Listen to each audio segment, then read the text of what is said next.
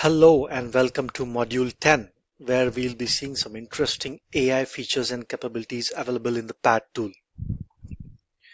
The topics that we are going to cover in this tool are, at first we are going to look at the GPT action that is available in PAD and make use of different scenarios based on how we are going to interact with GPT in PAD. We are going to see the different Copilot features available in the PAD tool and an AI feature called as suggested actions and a glimpse of the AI hub that is available on the cloud portal so that you can know what all AI features are available on the cloud portal too. To begin with, at first we'll look at the GPT action via PAD. Speaking of the different scenarios, at first I'll give you a small example of how to use the GPT action, and there's something called as a responsible AI commitment from Microsoft. So before using these scenarios or the GPT action, you need to know what responsible AI is. I'll show you this with the help of an example. Let's create a new flow specifically for understanding the AI features.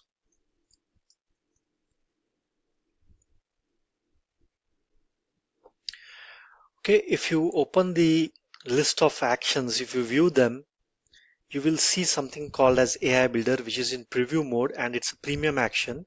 If you expand that, you will see one action which says create text with GPT. This is the one we are talking about to explore the GPT features of the PAD tool.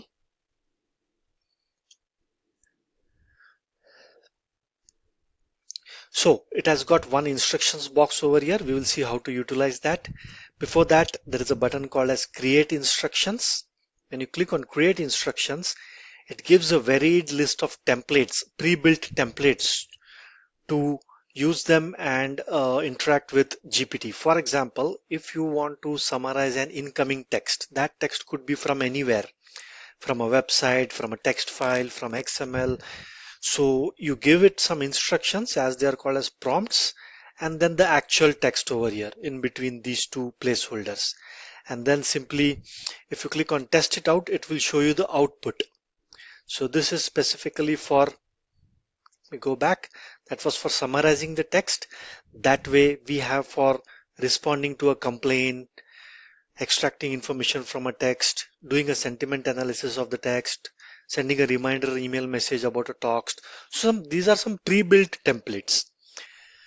The one that we are going to see is start from blank because we will be making use of all of these and seeing about 5 examples for each of them. So let me give you a small example at first and talk about the responsible AI part. So as you can see, it has given a small snippet text over here asking us to do what is required. You put your instructions or prompts at the top and give the text over here between hashes, but that is not mandatory. You can give different kind of prompt too. So for now, I will give a small example of what is RPA and test it out.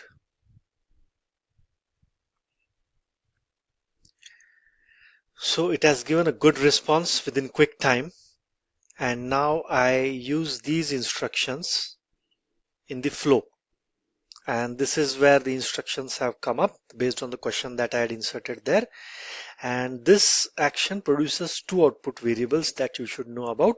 Predict V2 response is the full response from OpenAI GPT in JSON format. Generally, we do not need this.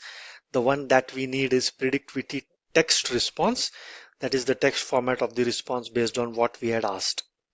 Let me click on save. Did you see one thing? As soon as we clicked on save, it showed an error. And what does it say? The create text with GPT preview action doesn't have a content display message or display input dialog box. So this is part of the responsible AI commitment from Microsoft. What it says is whatever response is coming out from the GPT action, that is the two variables that are showed, especially the predict V2 text response, that should be displayed either in a display message box or a display input dialog box after the GPT action, so that a human can validate the response coming from the AI. And that is what they're called as responsible AI. So we have to mandatorily add that, otherwise it won't allow us to proceed with the flow. Let's display it in a simple display message box. Our output variable is predict v2 text response. Now, as you can see, the error panel at the bottom has disappeared. It was showing one error over here earlier, and now I simply run this flow.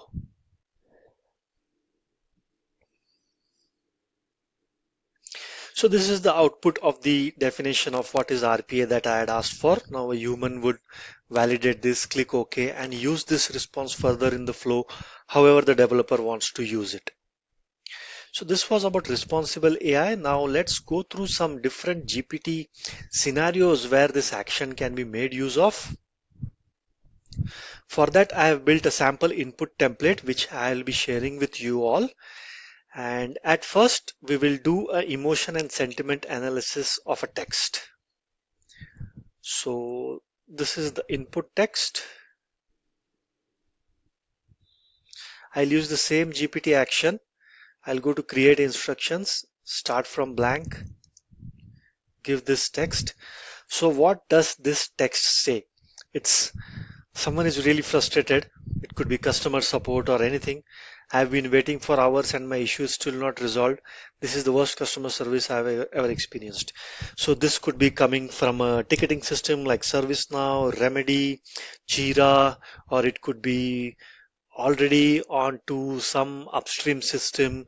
So that is not the point from where it is coming. Once you have already read from that system, now you have it in your variable. You simply add a prompt prior to this, and that prompt is the one that I have shared. Give me the emotion and sentiment of the below text in one word each. So we are going to extract the emotion as well as the sentiment. Let's test it out. Can you see it has quickly given an emotion and a sentiment, that is frustration and negative, and rightly so. And I go on, click on use instructions in flow, and the same prompt has been mentioned over here. Now when I run it, it should show me the output that I used in the test it out button. Yeah, now how you can make use of this. Let me show you in a different understandable format. So I was talking that you'll be extracting your input text from some website, or it could be XML, or from a JSON response. So you will be using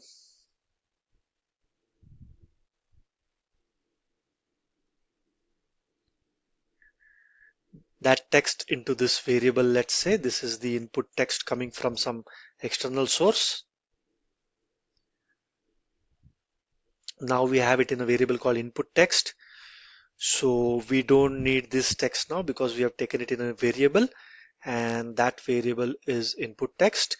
So simply what we are doing is assume that this is coming from any upstream system. We are capturing it in a variable called input text. Then we are calling the GPT action. Inside the GPT action, we have given a prompt as give me the emotion and sentiment of the below text in one word each, and then pass the variable. Simply save it, and when I run it now,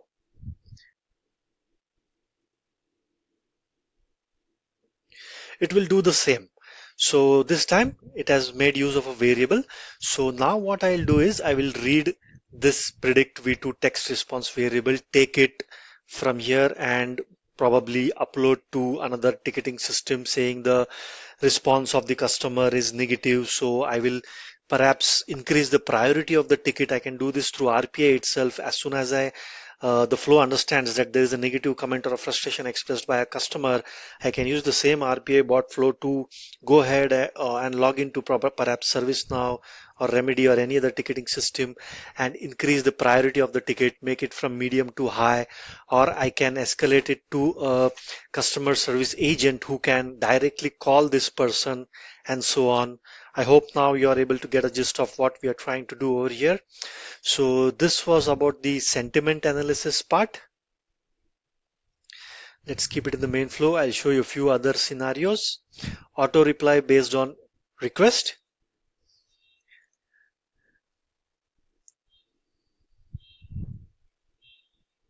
Again, we change the input text. Assume that this is coming for you are reading an email from Outlook and this is what the email body says. It says, Dear IT support, I'm unable to turn on my laptop. It just shows a blank screen after pressing the power button. I have an important presentation in a few hours and I need urgent assistance. Please let me know what I can do to resolve this as soon as possible. And the name and last name of the person. So the prompt obviously for auto reply is going to be different. So this is what your prompt engineering would work.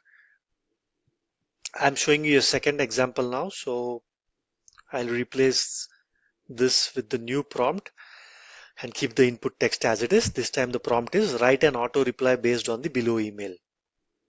So in your flow, an incoming email will be there. You will be passing it through this variable and this prompt would already be present. And you click on save. Let's say what output does it give.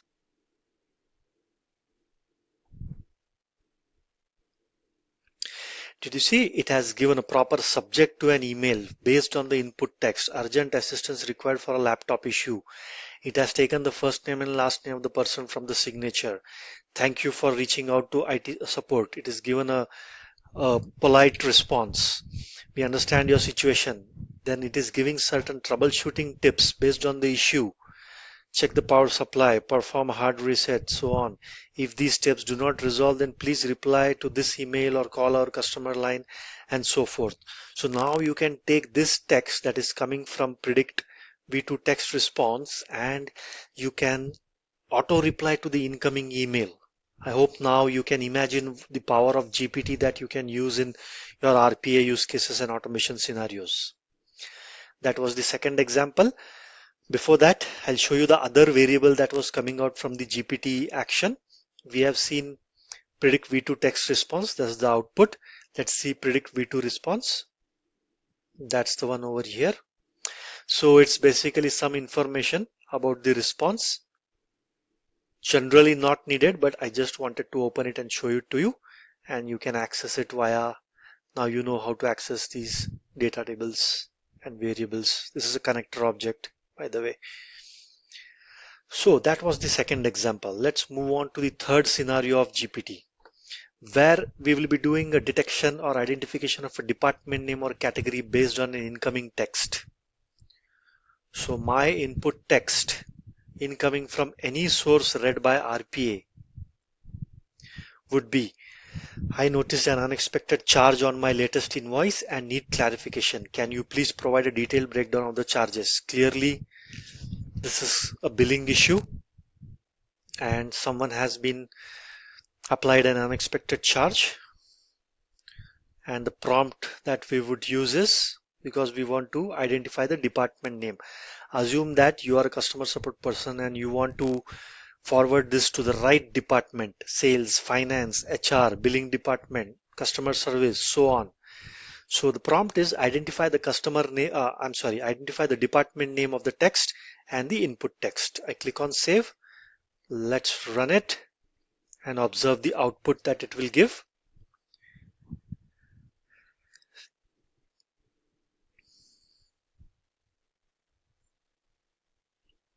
Yeah, the department name related to the text you provided is likely customer service or billing department. This department typically handles inquiries about invoices and charges. Now, the human who is going to read this in the message box and click OK would know that I need to pass on this ticket to customer service or billing department, or perhaps talk to someone based on this. Now, one important thing I want to show is the prompts that I have been giving. It's not necessary that you should give the same prompts. You can even customize this, modify this, and this is where your creativity, your imagination, your innovativeness will come into play. For example, I observed that it gave me a long output of the text. Give me a response in one or two words. Sometimes customer service is a 2 words, so that's why I mentioned 2 words, and just billing is a 1 word. So I have mentioned it to give me a response in 1 or 2 words. Let's see this time what does it give.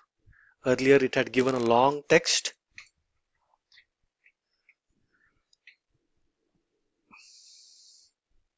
Yeah, perfect.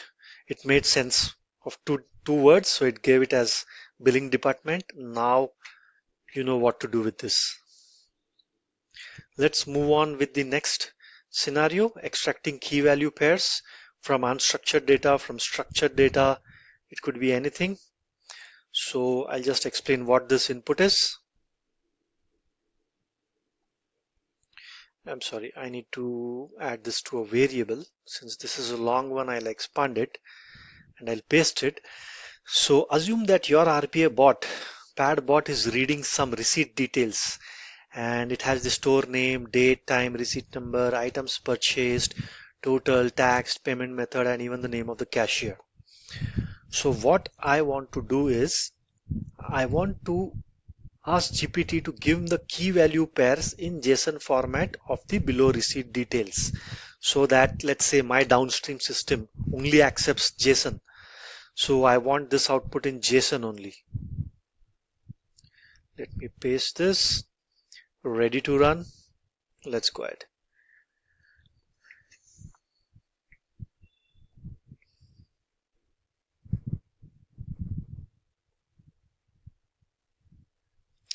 Yeah, so the placeholder is these three backticks and JSON word. So your JSON starts from here. Here is the receipt details in JSON format, the store name, date, time, receipt, multiple items purchased, yeah, subtotal, tax, cashier, and so on.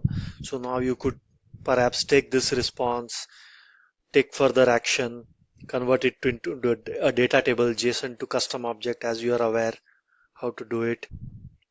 You can even give, instead of this receipt details that we saw, you can even give a full text like my laptop, or let's give it this way, my Dell laptop has a RAM of 1 GB. Its hard disk is 100 GB. The processing speed is very slow. Please advise. Now, let's say the customer support person does not have time to go through the input details and simply want to use GPT over here. Let's see what it does to our prompt. It has perfectly read and given the details in a proper JSON key value pair. It has identified the brand as Dell, the RAM as 1 GB, hard disk as 100 GB, and the processing speed as slow. Now I can easily take this. It has drilled down the original text into an easy readable format. Yeah, can you see it has written something down further too? If you're looking for advice on improving the performance of a laptop, consider upgrading the RAM if possible, optimizing your storage by removing unnecessary files, and so on. Hope now you're able to analyze the power of GPT, its abilities, vast abilities. Language identification and translation. Again, an incoming request, a ticket, or it could be anything on any website, any XML. So your incoming text is coming in some different language, and let's say you have downstream system that processes only English language, or your customer support handles queries based on English text. So you don't know what this is mentioned, and the prompt that you are giving is you are asking GPT to not only translate the text but also identify the language of the text. Translate the text to English, also identify the language. Let's see what it does.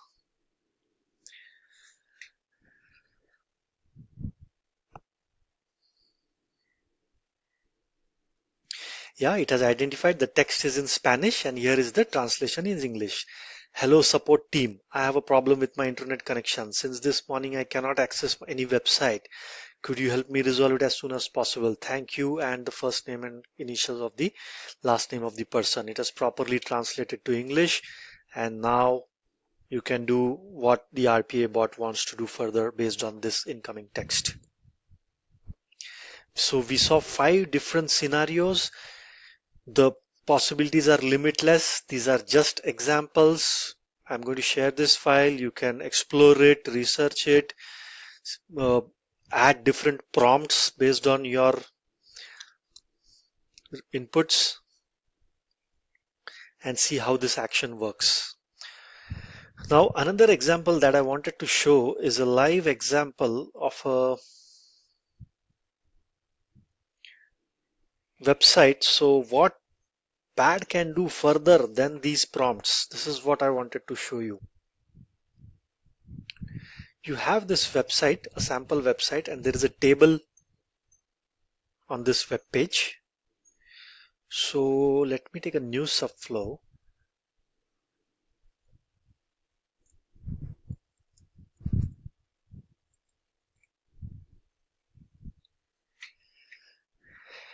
And obviously I will be attaching to an existing Edge instance variable, Edge browser, URL attached to a running instance by URL. Tab URL is this. Save.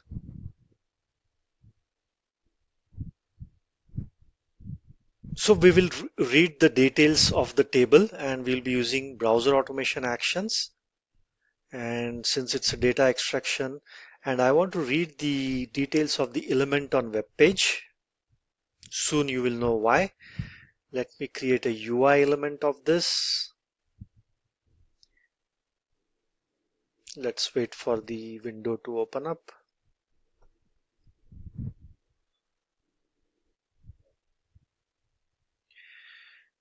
Let's wait for it to identify the elements when I hover. Yeah, there it is. So what I want is the body of the entire HTML table. I do a control left click, wait for it to capture the body, and I will take the HTML of the entire table. That is what I want, and that will be stored in attribute value. So now the HTML of that entire table is stored in a variable called attribute value, and this is where I will be using the GPT action. Now, what am I going to instruct it? I want the company and contact details of, let's say, Germany. Okay. Give me the contact. It's company and contact. So contact, let's put company first. Company and contact details that belong to Germany from the below HTML. This is where I pick the HTML variable. It was stored in attribute value. And as you know, as part of responsible AI, you need to have a display message box. This time it's predict v2 text response 2.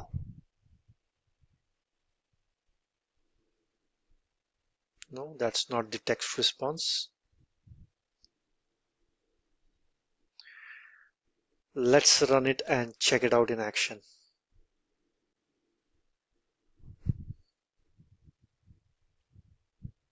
It has attached to the web page. It will extract the HTML of the table. And there is a message box flashing. Let's see what it says. From the provided HTML, the company and contact details that belong to Germany are company Alfreds, contact Maria. Let's verify if that's correct. Company Alfreds, contact Maria. Perfect. And it belongs to Germany. Did you see the power of GPT in your use cases now? Stop the process. I think the process is already stopped. Yeah, after clicking the message box. Good. What do we have next?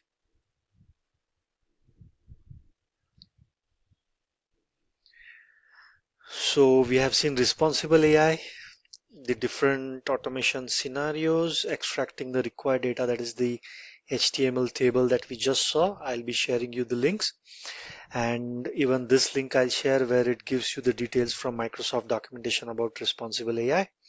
Let's move on to our next slide. Okay, now we are going to see the different Copilot features available in Pad. Copilot is an AI companion from PAD. Internally, it uses, Copilot is an AI companion from Microsoft that is available in PAD. It's available in different products of Microsoft, and we are going to see the ones available in PAD. It uses GPT in the background. So various options from where the Copilot can be used are, it can be used from the main console, that is the sidebar, and they describe with Copilot feature. Let's check them out in action. Let's go to the main screen.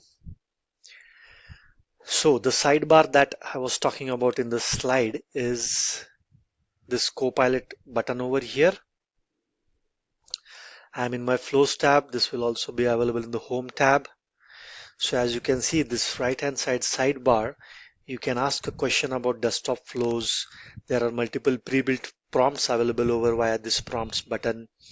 Now let's ask a simple question: how to read data from Excel.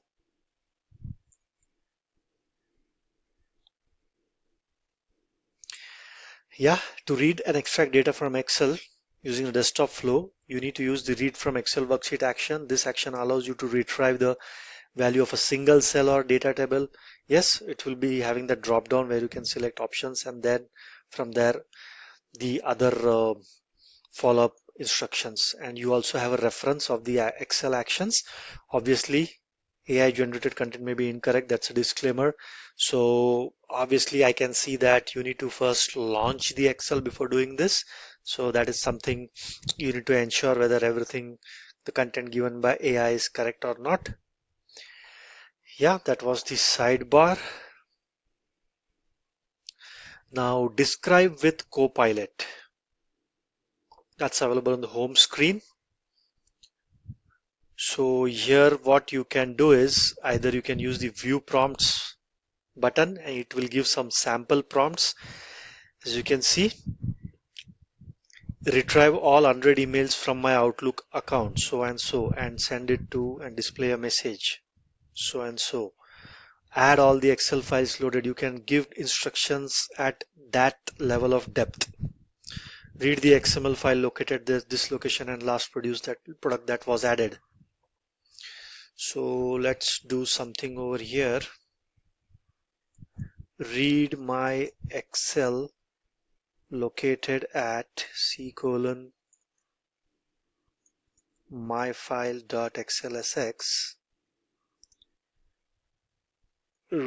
or rather than read, display the first column of the second row. Let's see how it goes. Here it's doing its thing in the sidebar. Keep reading the ongoing messages. Yeah, opened flow in the designer.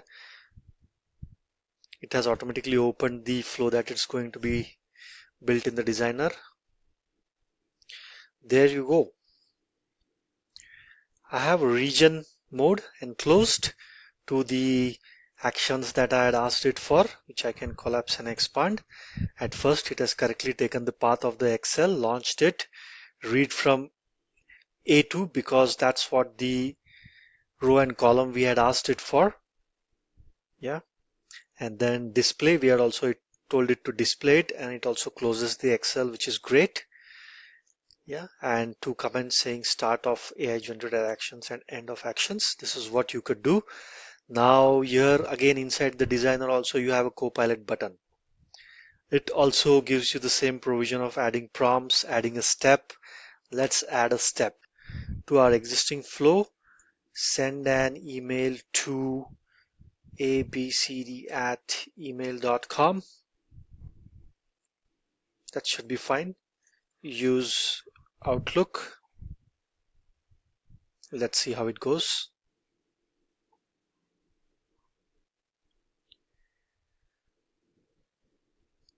There it is. Launch Outlook and send Outlook. Even the email address it has picked up. Subject is test mail, and that's remaining for you or the developer to add these details over here. That's great stuff. It's doing a lot of things. That's very helpful. You can imagine the quickness of the flows that you can build now. Yeah, now What else do we have in this topic from the Flow Designer? Okay, for generating SQL statements. Okay, let's check out where you can use Copilot for SQL actions. Let's create a new Copilot Features subflow, and we want SQL. Let's pull that up. So the icon that shows over here implies that it uses Copilot. You can make use of Copilot in that action. Let's see. So this is the generate script with Copilot. And since we are executing an SQL statement, let's ask it to provide us a query. Get the first 20 rows of my table called employee. Okay. Select star from employee limit 20. Perhaps that's the syntax for MySQL, or for SQL it could be top 20. You can further enhance it and sort it by employee name if that is the column of your table. Regenerate, select star from employee, order by employee name. It has perfectly taken the new prompt. Fetch first 20 rows only. Okay. And a comment mentioned of the prompt. And I use this script. And finally save it, and when I run it, the results will be stored in query results. What's next? For scripting actions. Okay. Let's go to scripting category of actions. There you go. As you can see, except run .NET Script, a majority of them have got the Copilot feature. Let's take run DOS command and ask it to build a DOS command. Write a DOS command for getting me, or rather get me the OS version of my machine. Generate. So where is the command? Go ahead and type it in your command prompt on DOS and check it out. And the rest of the section is the comment based on what we had mentioned over here. And then you use it in your script. Again, we'll keep it but disabled. Run VB script.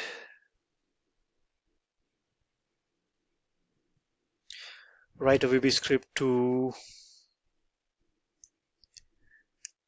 copy data from sheet 1 of workbook 1.xlsx and paste it into sheet 2 of workbook 2.xlsx. Let's see how it goes.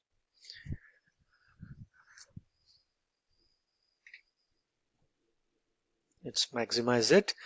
Okay, it has declared the Excel and workbook objects and even the sheet objects. Created an instance, accessed workbook 1, workbook 2. It has pointed to sheet 1, sheet 2 of its respective workbooks. It has made use of the useRange.copy function, pasted it to range A1, that is the first cell, saved it and closed it, and even set the object to nothing and even closed Excel. That's great. How fast you could build a VB script. I'll disable this. Like that, you can try out other scripting actions which has this icon over it. Okay. From the flow properties, where are our flow properties? It should be in the flows tab. So if you remember our RPA challenge demo, this is the flow properties, and this is where the Copilot feature is. What it will do is it will create a description based on the actions used in the flow. Let's check it out, how accurate it is. The flow automates the process of downloading an Excel, yes, reading its data and populating a web form with the extracted information. Good enough. We can add some text of our own, or if we are satisfied with it, we'll click on Save. That was from the Flow Properties section.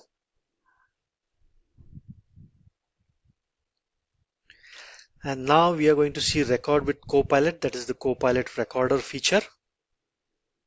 Let me just verify if we have gone through all other features. Describe, sidebar, flow designer, SQL statements, scripting action, flow properties, record with Copilot. Okay. And that was on the home screen. If you noticed earlier, we tried the describe with Copilot, but we are yet to try the record with Copilot. So what we'll try to do with this feature is I'll open a website that we have used earlier, which is simply a text box with first name and last name and a submit button. And I have an Excel file with the first name and last name. Let's ask it to transfer the data from this sheet to the web page. To use this feature, let me launch the recorder, the Copilot recorder. So what this feature does is, as I speak and as I move my mouse and hit some buttons, it is going to record those and create a flow out of it. So I need to explain it as if I am explaining it to some other human. The same way I need to navigate through the screens. That's it. So this is the recorder window. It has opened up. Go ahead and watch a demo of how this feature is used. Let me click on new recording and select your input and output devices properly so that your voice is getting recorded correctly. Then click on next. When you are ready to record, at first go through some instructions like speak normally, keep your recording to 5 minutes. Alright, when you're ready, click on record. It will show a timer and you'll know that you need to start speaking and showing the flow instructions. Take the data that is written on this sheet and enter them onto the text boxes of this web page and click the submit button.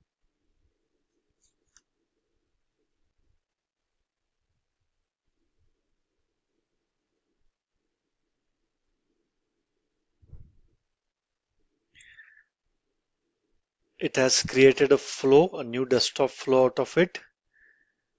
Attached to the running Excel, you can go ahead and change the file name, read the data from Excel into Excel data table, launch the Edge browser to the URL that we were using, loop through each row in Excel and get the row data into the current row variable. Then out of that current row variable from the first name column, populate into that field. Obviously this is red because you need to use the selectors also. Let's see, what does the error say? Parameter UI element. Yeah, so UI element you need to capture. Simply need to tell it which UI element.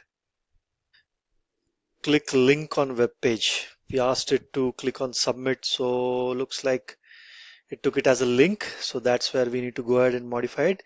But yeah, pretty much it created quite a good amount of flow actions based on just my voice and the movements of the applications on the screen.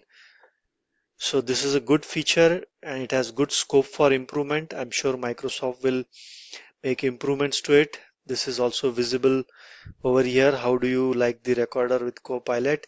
You can give a feedback so that they can improve.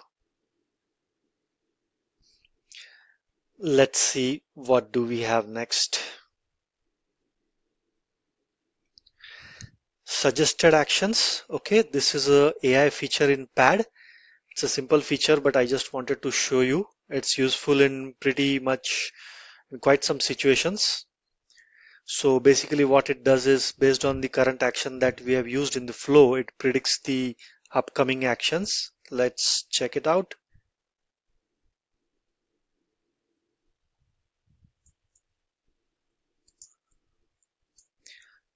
That's a new subflow with suggested actions. Now I want to launch an Excel. So I drag this action. Let's say for now it's a blank document. I'm sure you might have been seeing what this plus sign is. So that's the view suggested actions. When I click on it, it uses Copilot and it gives me some options based on what I want to do next. Perhaps I want to read from an Excel worksheet. Exactly, that is what I want to do. Or set an Excel worksheet. Let's say as best practices, we need to first set the right worksheet and then read from it. And then it could be either running an Excel macro, and close Excel is one of the options that it has given. If you're looking for something else, try describing it in your own words. So that is also possible. When you write something, Copilot will analyze it. You hit submit, it will generate that action for you. So now you know the vast majority of AI features, Copilot features available in the tool, and lot many things can be achieved. Let's see what do we have next on our agenda. Next is the AI Hub feature of the Cloud Portal. So let's head on to the Cloud Portal. So I just wanted to let you know that there are certain AI features on the Cloud Portal also apart from the desktop tool, which you can, since now that you know that you can call a desktop flow from a cloud flow, you can pass back the control between each other. We are on the Home tab. So if you see down, you have the AI Hub. If you don't see this option, go to More and then find it out. So I click on AI Hub. Yeah, so you see different prompts, AI models. Let's go to AI models because that is what we want. And here you can see the categories of different AI models. For example, the most popular ones, widely used ones, something related to documents, structured data, images, text. So all is where you will see. Let me make it full screen. All is where you will see the different types: document processing, invoice processing, receipt processing, identity document reader, sentiment analysis, category classification. So you can see these buttons over here. These are pre-built models, whereas you also see custom models over here.